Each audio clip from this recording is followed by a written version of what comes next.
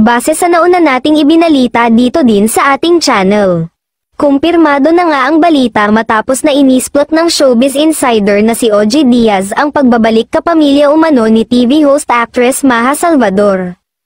Sa latest episode ng Showbiz Updates, sinabi ni OG na pinaghahandaan na umano ni Maha ang pagbabalik nito matapos manganak.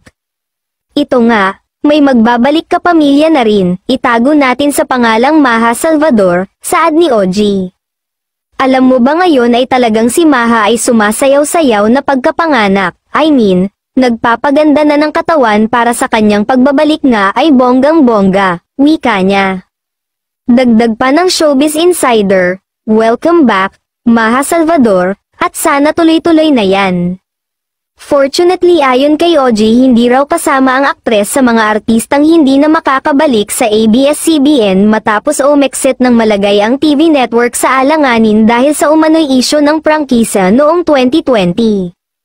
Pero sa kasalukuyan, wala pang ibang detalye kung kailan magbabalik si Maha o anong proyekto ang kanyang gagawin.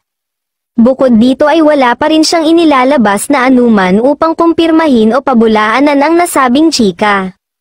Plano ngang gawin ang grand welcome back sa aktres sa mga susunod na linggo sa ASAP, kung saan ay dati siyang mainstay ng programa.